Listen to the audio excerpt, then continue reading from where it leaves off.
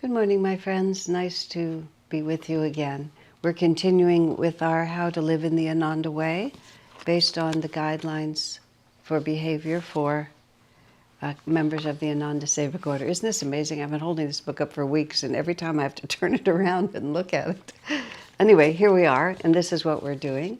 You may notice that the background is a little different. This is Spiritual Renewal Week at Ananda Village, which is still not quite open to the public, but those of us who are speaking have been invited to be here since I'm fully vaccinated and so on.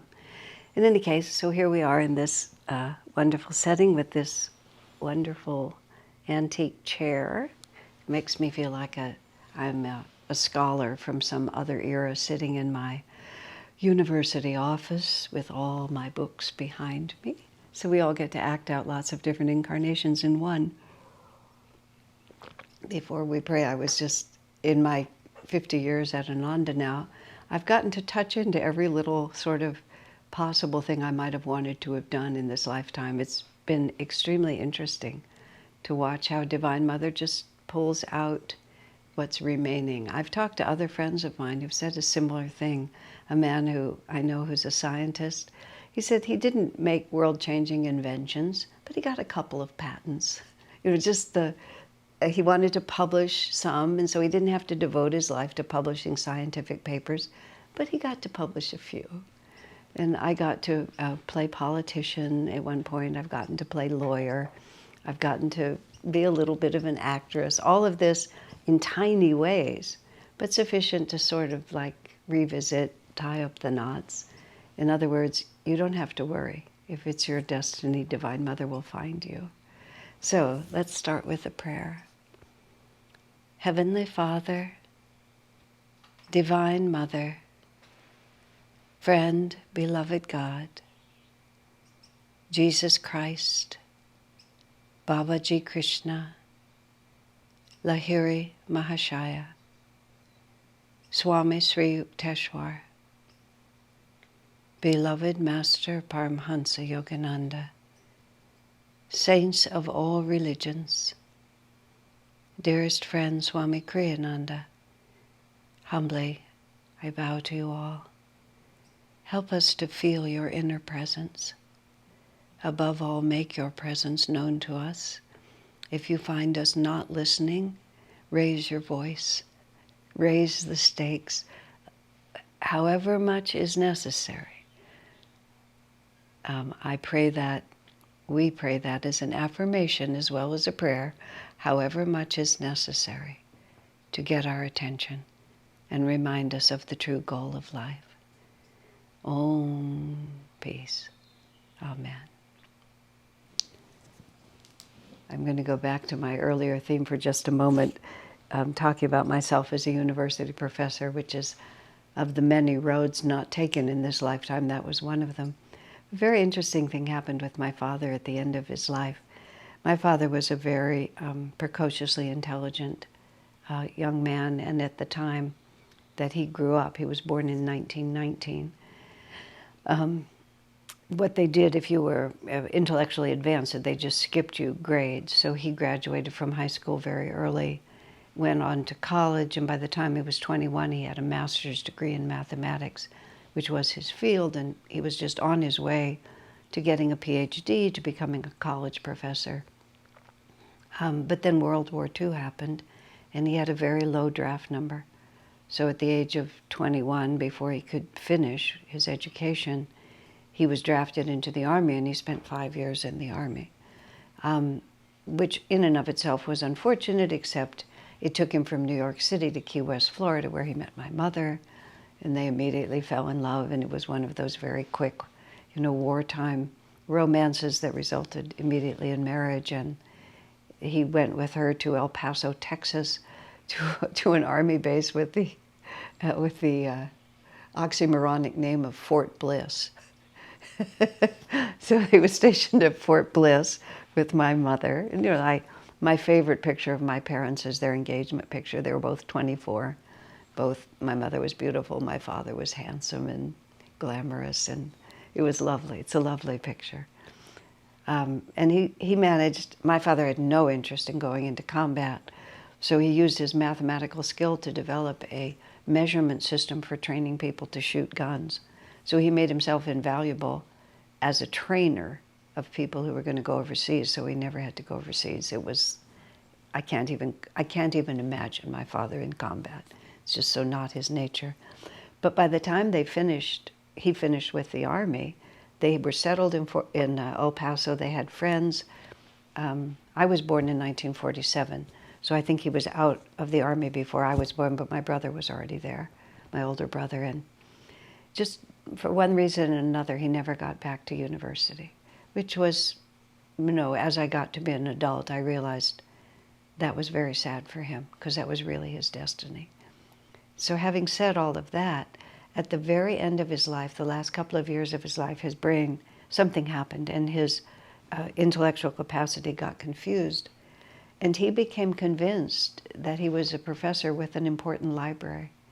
And he really wanted me to get someone to come and survey his books and buy his books from him.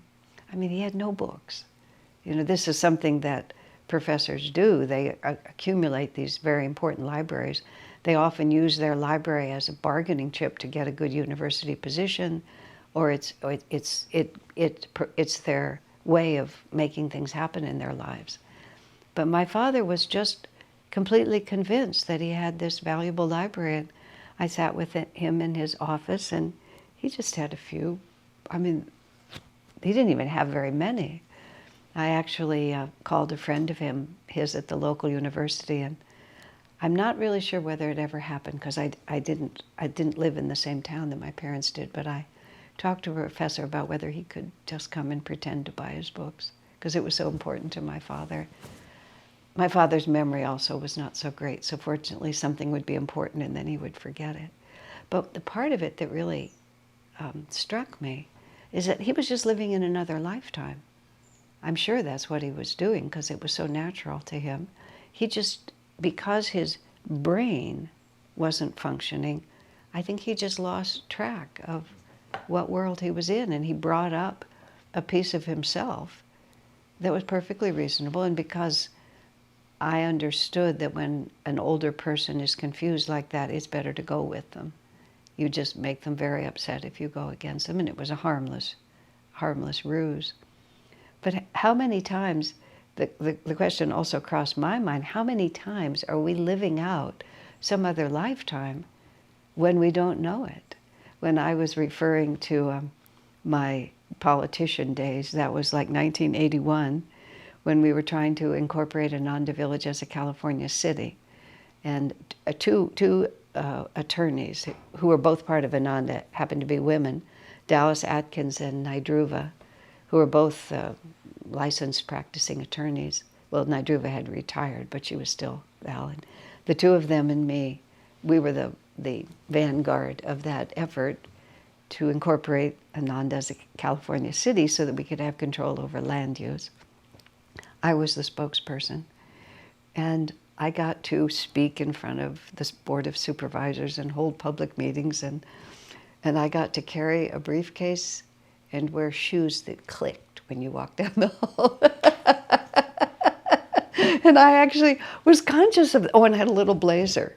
Somehow I got a little blazer somewhere. So, I mean, I'm living out at Ananda Village wearing bean boots in the winter, and it's just like our very humble life. But then I would put on my little blazer and I would pick up my briefcase and I would put on my shoes that clicked. And I could just feel it, like this is like so anciently familiar to me. And being aware of reincarnation and the necessity to work out karma, because God knows I didn't want to reincarnate to have to actually do it. I went into it as deeply and as completely as I could. Of course, I had a responsibility, so I had to do it well. But I also just opened myself. I don't want to exactly call it a fantasy, but it was sort of like, let's just test this one out again. Let's see if this is going to produce happiness.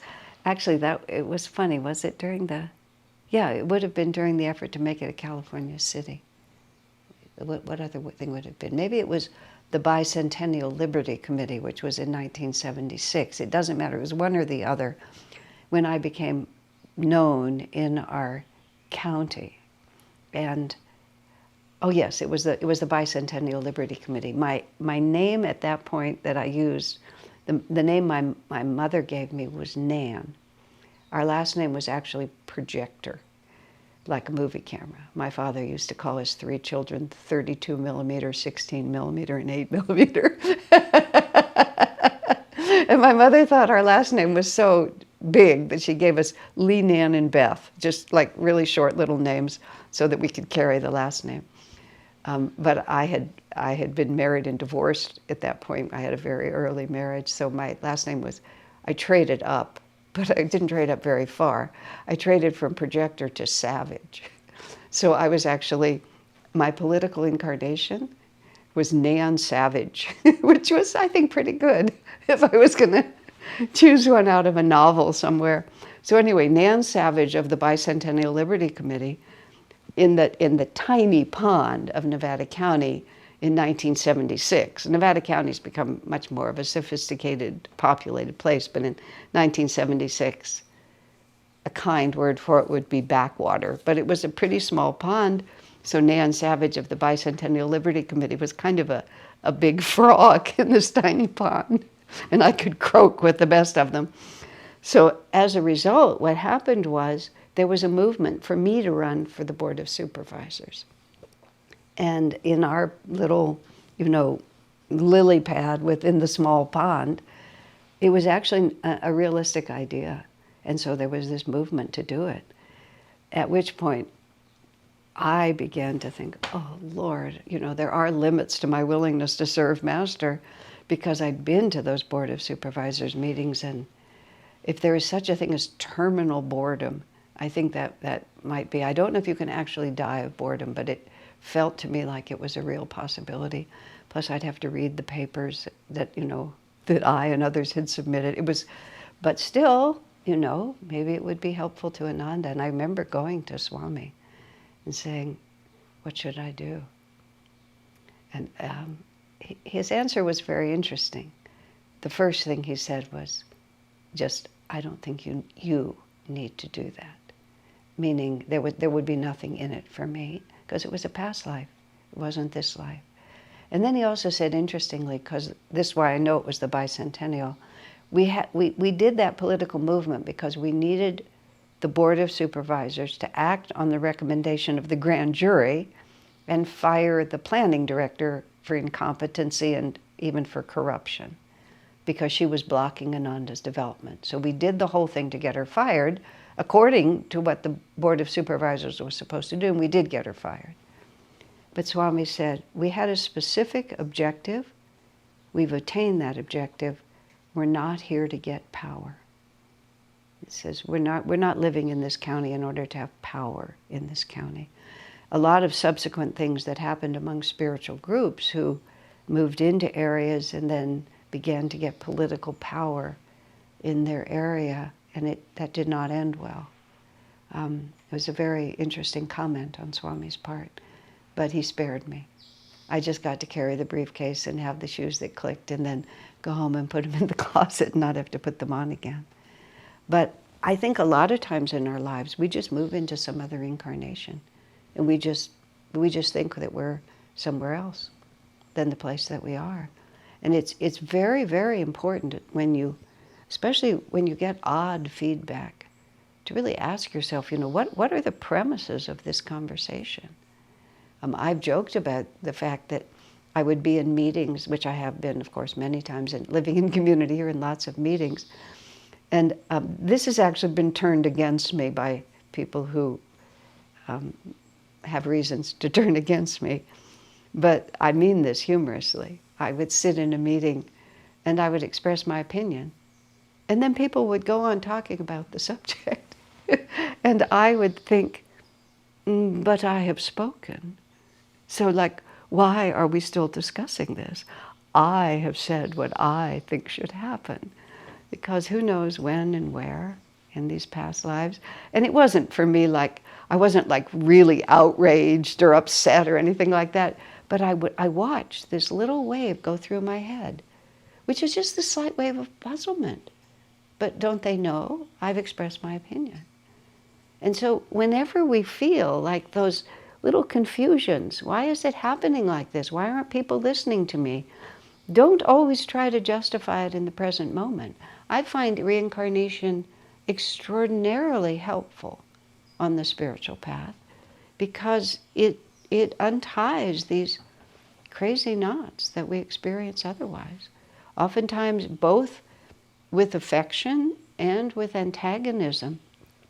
This is the way I try to articulate this to people because it's very important.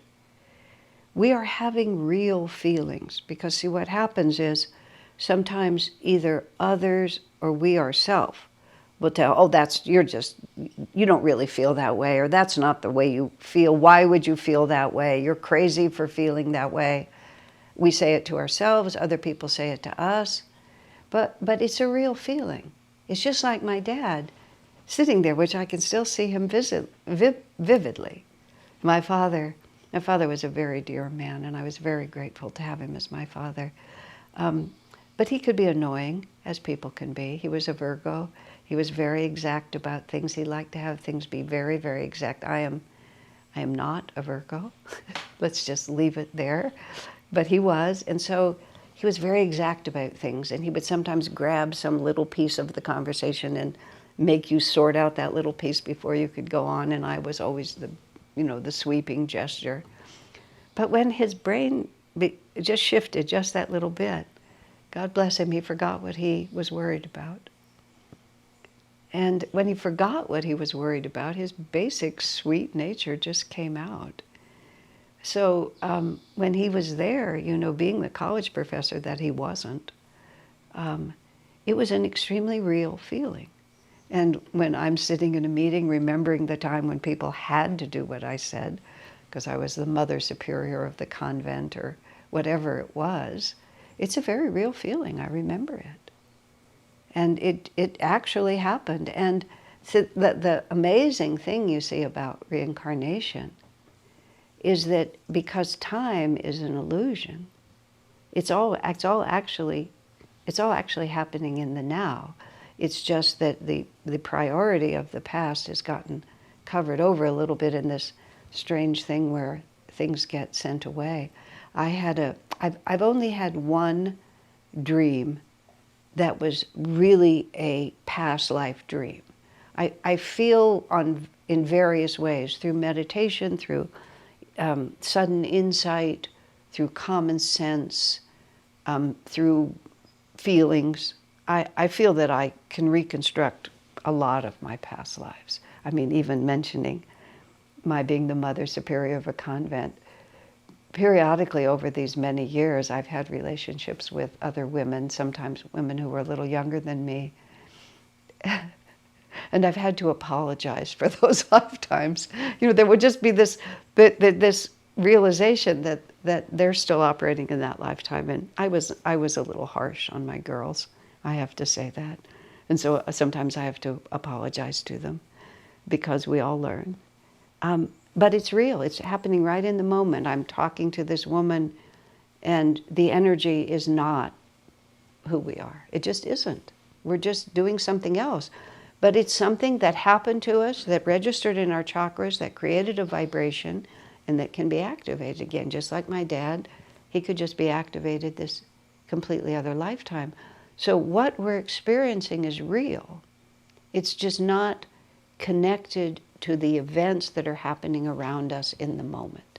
Master made the wonderful statement, because in the realm of time, events appear to follow each other sequentially in the realm of time, we make the obvious mistake, or I should say we make the obvious assumption that one thing is caused by another. So something happens now, I feel this certain way. And so we think this happened, I have this feeling, therefore this caused this feeling. But much of the time, this simply reminded us of a feeling we already had, of abandonment, of misunderstanding, of impotence, of rage, of heartbreak that was never resolved. When I was younger, I used to think that everything would resolve. You know, this is what our media, all our fiction, we take so much reality from fiction, and we never quite make that connection. I had someone come and tell me once that they really wanted to have a romantic relationship, and they wanted it to be just like, and then she named this movie. And it happened to be a movie that I had seen, which was about baseball, and it was lunacy.